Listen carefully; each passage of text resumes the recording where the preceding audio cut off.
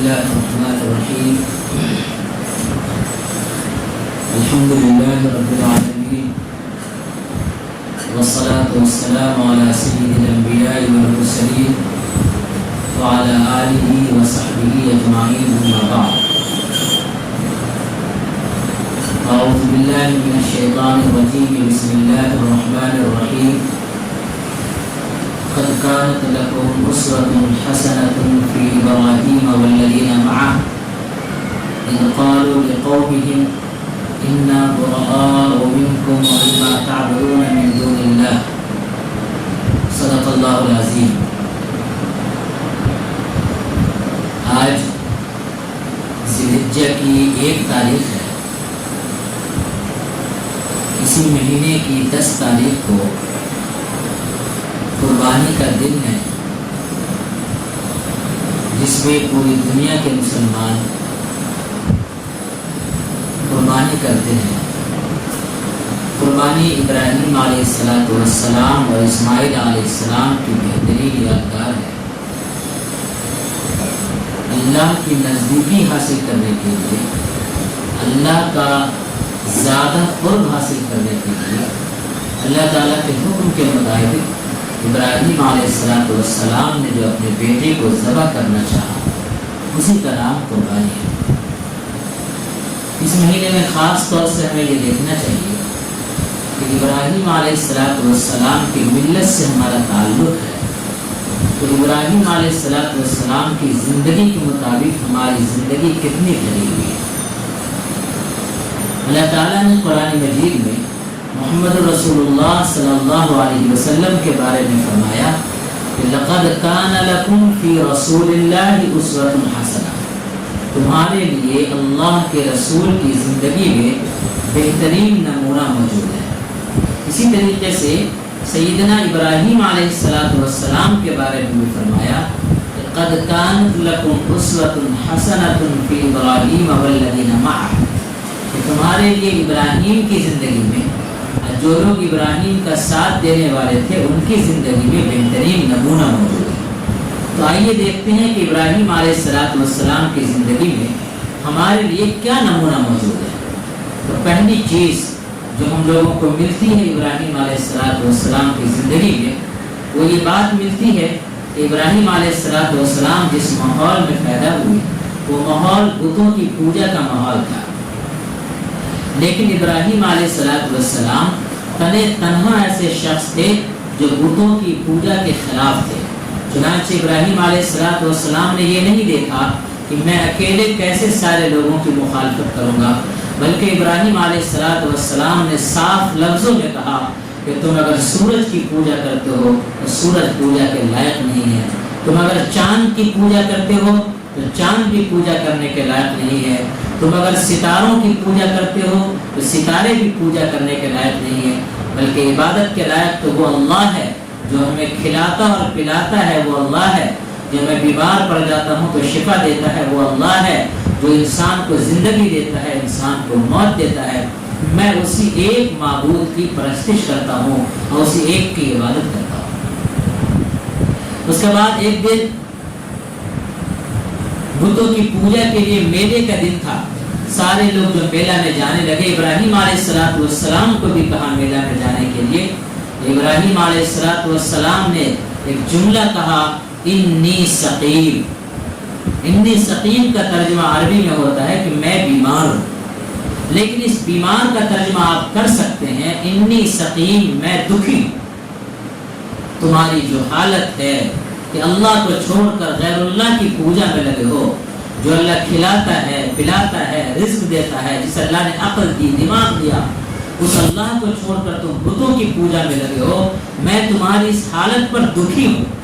مجھے روگ لگ گیا ہے کہ کیسے میں تم لوگوں کو ٹھیک کروں. ابراہیم علیہ السلام کو جو روگ لگا ہوا تھا، ابراہیم علیہ السلام کا دل جو دکھی تھا، کاش ابراہیم علیہ السلام کی زندگی کو اپنے لیے نمونہ بناتے ہوئے دنیا کے غلط حالات کو دیکھ کر ہم بھی دکھی ہوں، ہمارا بھی دل بے چین ہو، ہم بھی پریشان ہو. معاشرے کی برائی دیکھ کر ہمارا دل بے چین ہو جائے، معاشرے کی بے حیائی دیکھ کر ہمارا دل بے چین ہو جائے، اللہ سے دوری کو دیکھ کر ہمارا دل بے چین ہو جائے، اور اللہ کی نافرمانی کو دیکھ کر ہمارا دل بے قرار ہو جائے، تب آپ سمجھیں گے کہ آپ کا دل بھی ابراہیم علیہ السلام کے دل کے ساتھ تھوڑا سا میل کھانے لگا ہے۔ تو وہ دکھ اور وہ بے چینی ہمارے اندر ہونا چاہیے جو سیدنا ابراہیم علیہ السلام کے اندر تھا۔ آپ کے گھر میں بے حیائی کا ماحول ہے، کوئی فرق نہیں پڑتا ہے۔ آپ کے گھر میں شادی ہوئی، پٹاخے پھوٹ رہے ہیں، آپ کو کوئی فرق نہیں پڑتا ہے، کوئی دکھ، کوئی رنج نہیں، کوئی تکلیف نہیں۔ تو ظاہر سی بات ہے کہ آپ کا دل حالات پر دکھی نہیں ہے۔ حالانکہ ابراہیم علیہ السلام کی زندگی پر اگر چلنا چاہتے ہیں تو آپ کے دل کو دکھی ہونا چاہیے ایسے حالات کو دیکھ کر، اور آپ کے دل کو غمگین ہونا چاہیے ایسے حالات کو دیکھ کر۔ دوسری بات، سیدنا ابراہیم علیہ السلام نے جب اللہ کی بات کی، دین کی بات کی، سچائی کی بات کی، بتوں کے خلاف بات کی، تو ایسا نہیں ہے کہ لوگ پھول کا ہار لے کر کے ابراہیم علیہ السلام کے گلے میں ڈالنے کے لیے آئے، ایسا نہیں ہے کہ لوگ خاموش رہ گئے، بلکہ ابراہیم علیہ السلام کی مخالفت ہوئی۔ ابراہیم علیہ السلام کو برا بھلا کہا گیا، ابراہیم علیہ السلام کو دھمکی دی گئی، یہاں تک کہ آگ دہکائی گئی اور کہا گیا کہ اے ابراہیم تم کو ہم اس آگ کے اندر ڈال دیں گے، اور آگ دہکائی گئی، آگ سلگائی گئی، مہینوں بھر سلگائی گئی آگ کو۔ اس کے باوجود ابراہیم علیہ السلام گھبرائے نہیں، پریشان نہیں ہوئے، اور ابراہیم علیہ السلام حق بات بولتے رہے، یہاں تک کہ ابراہیم علیہ السلام کو آگ میں ڈال دیا گیا۔ میری ماں، میرے بہنوں، آپ اگر اپنے آپ کو اور اپنی اولاد کو ابراہیم علیہ السلام کے نقش قدم پر چلانا چاہتے ہیں، حق بات بولیے، چاہے لوگ آپ کی مخالفت کریں، چاہے لوگ آپ کو پریشان کریں، چاہے لوگ آپ کو الجھنوں میں ڈالیں، چاہے آپ کو قید میں ڈال دیا جائے، چاہے آپ کی گردنیں کاٹ دی جائے، لیکن حق بات بولنے کا حوصلہ آپ کے اندر ہونی چاہیے، اور آپ کی اولاد کی ایسی تربیت ہونی چاہیے کہ حالات کتنے بھی مخالف ہوں، حق بات بولنے سے وہ نہ چوکے، حق بات ڈنکے کی چوٹ پر وہ بول سکے۔ ابراہیم علیہ السلام کو آگ میں ڈال دیا گیا، لیکن اللہ تعالیٰ کے لیے جو مصیبت کو جھیلنے کے لیے تیار ہو جاتا ہے، اللہ تعالیٰ اس مصیبت کو دور فرما دیتا ہے۔ اللہ تعالیٰ نے اس آگ کو کہا قلنا یا نار کونی بردا وسلاما علی ابراہیم، ہم نے کہا اے آگ ٹھنڈی ہو جاؤ اور ابراہیم کے لیے سلامتی کا ذریعہ بن جا۔ چنانچہ آگ ابراہیم علیہ السلام کا کچھ نقصان نہیں پہنچا سکی۔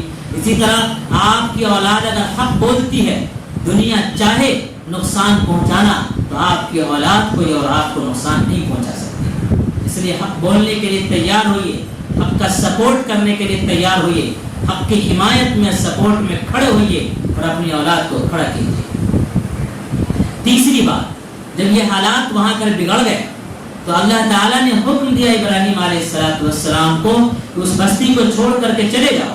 جب بستی کو چھوڑنے لگے یا جانے لگے، لوگوں نے یہ سمجھا کہ اب یہ کہاں جائیں گے، اب یہ گھر سے دربدر ہو چکے ہیں، اپنے ملک سے اور اپنے علاقے سے باہر ہو چکے ہیں۔ لیکن اللہ تعالیٰ نے دکھا دیا کہ تمہارے علاقے کو چھوڑ کر کے ابراہیم علیہ السلام نے غلط نہیں کیا، بلکہ ایک ایسی وادی میں جا کر کے بسے جو وادی غیر ذی زرع تھی، ایسی وادی تھی جس کے اندر کوئی پیڑ پودا نہیں تھا، کوئی پانی نہیں تھا۔ اس وادی کے اندر جا کر کے ابراہیم علیہ السلام بس گئے، اور وہاں پر سب سے پہلے جو فکر کی وہ فکر یہ کی کہ اللہ تعالیٰ کا گھر بنایا، جس گھر کو ہم کعبہ شریف کہتے ہیں۔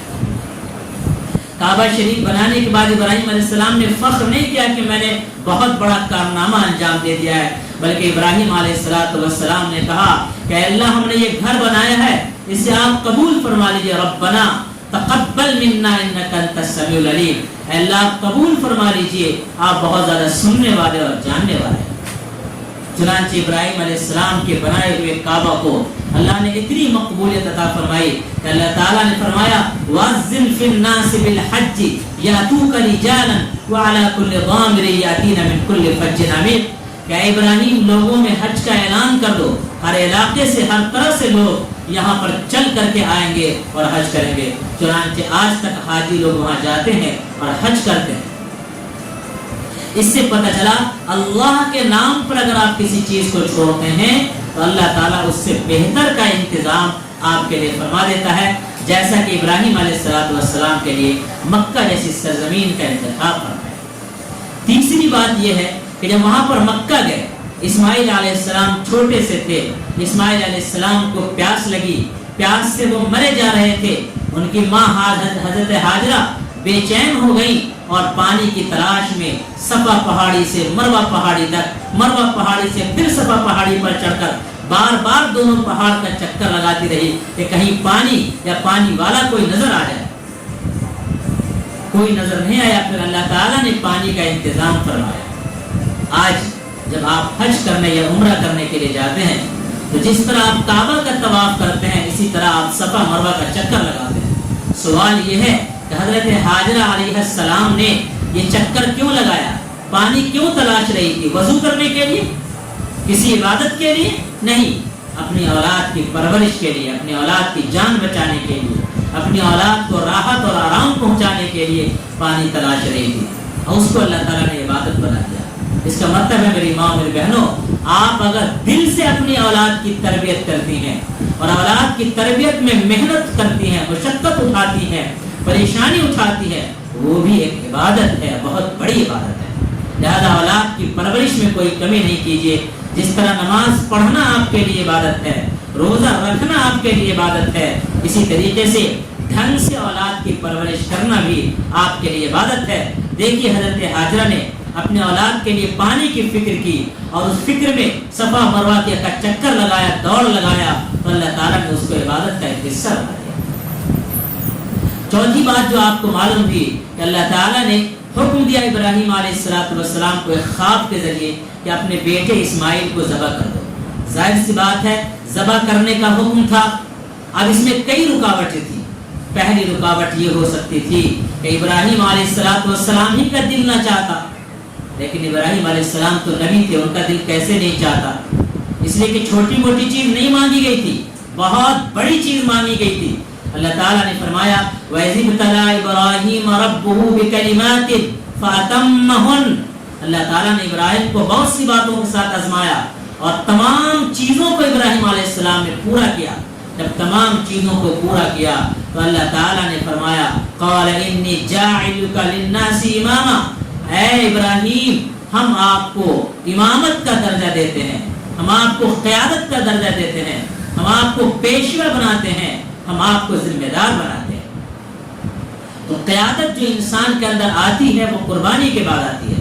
لہذا اگر آپ چاہتے ہیں کہ ملک کی حکومت آپ کے ہاتھ میں ہو، اگر آپ چاہتے ہیں کہ ملک کی قیادت آپ کے ہاتھ میں ہو، اگر آپ چاہتے ہیں کہ آپ کی حکومت چلے تو آپ کو قربانی دینی پڑے گی۔ آرام کے ساتھ زندگی گزارنا، عیش کوشی میں مبتلا ہونا، اپنے گھر کو اونچی اور بلند، اپنی عمارت کو اونچی اور بلند بنانے کی فکر میں رہنا اور اپنے گھر میں ٹائلز اور ماربل لگانے کی فکر کرنا اور عیش و آرام میں پڑے رہنا کسی قائد یا کسی بڑے انسان کی علامت نہیں ہوتی ہے۔ اس لیے کے لیے قربانی دینی پڑتی ہے۔ ابراہیم علیہ السلام نے سارے امتحانات کو پورا کیا تو اللہ نے فرمایا انی جاعلک للناس اماما، ہم آپ کو امامت کا درجہ دیتے ہیں، لہذا قربانی دینی ہوگی۔ اسی طریقے سے جس کو قربان کیا جا رہا ہے اسماعیل علیہ السلام کو، ان کا بھی مزاج ایسا بنایا گیا۔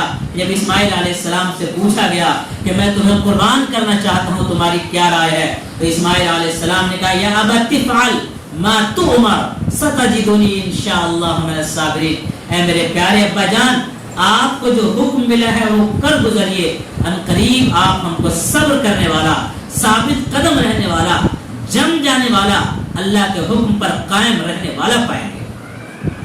تیسری رکاوٹ ہو سکتی تھی کہ ابراہیم علیہ السلام کے گھر میں بیوی رکاوٹ بنتی، جیسا کہ عام طور سے گھروں میں ہوتا ہے کہ انسان کوئی کام کرنا چاہتا ہے تو بیوی رکاوٹ بن جاتی ہے۔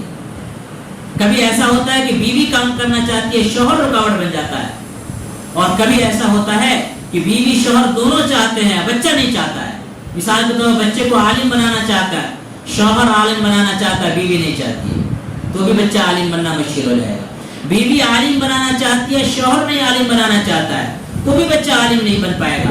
بیوی شوہر دونوں عالم بنانا چاہتے ہیں، بچہ خود عالم بننا نہیں چاہتا ہے، تو بھی بچہ عالم نہیں بن پائے گا۔ بیوی شوہر دونوں چاہتے ہیں عالم بننا، بچہ بھی عالم بننا چاہتا ہے، لیکن شیطان اس کو بہکاتا ہے، پھر بھی عالم نہیں بن پاتا ہے۔ اسی طریقے سے اسماعیل علیہ السلام کی قربانی میں بھی یہ چاروں رکاوٹ تھی، لیکن ابراہیم علیہ السلام خود نبی تھے، وہ چاہتے تھے کہ اللہ کے راستے میں اللہ کے حکم سے بڑھ کر کوئی چیز نہیں ہے، لہذا اپنے اولاد کو قربان کر دیں۔ ابراہیم علیہ السلام کی اہلیہ نے دل سے چاہا کہ ٹھیک ہے میرا جگر کے قریب جگر کا ٹکڑا ہے میرا بیٹا، لیکن میرے اللہ کے حکم سے بڑا نہیں ہے، لہذا اللہ کے حکم پر اولاد کو قربان کر دیں گے۔ اسماعیل علیہ السلام جو بیٹا تھا انہوں نے بھی کہا کہ آپ کو جو حکم ملا ہے وہ کر گزریے، وہ بھی تیار تھے۔ چوتھا جو شیطان بہکا سکتا تھا اس نے بہکایا تو ابراہیم علیہ السلام نے کنکری ماری۔ میری ماں میری بہنوں، آپ کی زندگی میں بھی جب نیک عمل کرنا چاہتے ہیں تو طرح طرح کی رکاوٹیں آتی ہے، آپ کا کام یہ ہے کہ ان تمام رکاوٹوں کو ختم کر کے اللہ کے حکم پر عمل کیجیے۔ یہ ہے قربانی کا میسج، یہ ہے قربانی کا پیغام۔ عید الاضحیٰ سے متعلق ایک بات اور مجھے کہنی ہے۔ اللہ تعالیٰ نے قرآن میں فرمایا ہے قربانی کو جب ہم ذبح کرتے ہیں تو ان صلاتی و نسکی و محیای و مماتی للہ رب العالمین یہ پڑھتے ہیں۔ اس کا ترجمہ ہے کہ بے شک میری نماز، میری قربانی، میرا جینا، میرا مرنا سب اللہ کے لیے۔ جانور کو ذبح کرنے سے پہلے یہ بات کہی جاتی ہے کہ میرا جینا اور میرا مرنا اللہ کے لیے ہے، تو واقعی اپنا جینا اور مرنا اللہ کے لیے بنا لیجئے۔ اس لیے کہ علماء نے لکھا ہے کہ جب آپ جانور کے سامنے یہ کہتے ہیں کہ میرا جینا اور میرا مرنا اللہ کے لیے ہے، تو جانور سوچتا ہے یہ انسان ہم سے بہتر مخلوق ہے۔ جب اس کا جینا مرنا اللہ کے لیے ہے تو ہم تو جانور ہیں، ہم اگر اللہ کے لیے مر جائیں تو اس میں کون سی بڑی بات ہے؟ اس وجہ سے اس کے لیے ذبح ہو جانا آسان ہو جاتا ہے۔ لیکن میری ماں میرے بہنوں، اگر ہمارا جینا مرنا کھانے کے لیے، پینے کے لیے، عیش و عشرت کے لیے، آرام کے لیے، گھر بنانے کے لیے، عزت کے لیے، اپنا اسٹیٹس بلند کرنے کے لیے ہے، تو اس کا مطلب یہ ہے کہ جانور کے سامنے ہم جھوٹ بول رہے ہوتے ہیں۔ اس لیے اس قربانی میں عہد کیجیے کہ ابراہیم علیہ السلام کی زندگی کو اپنی زندگی بنائیں گے، ابراہیم علیہ السلام کے نقش قدم پر چلیں گے، حق بات جنکے کی چوٹ پر بولیں گے، اللہ تعالیٰ کے لیے جس طرح کی بھی قربانی دینے کی ضرورت پڑے گی قربانی دیں گے، اولاد کی تربیت ڈھنگ سے کریں گے، اللہ کے حکم میں اگر شیطان بیچ میں آئے گا اس کو دھتکار دیں گے اور اللہ تعالیٰ کے احکام پر عمل کریں گے۔ اللہ تعالیٰ ہم سب کو عمل کی توفیق نصیب فرمائے۔ وآخر دعوانا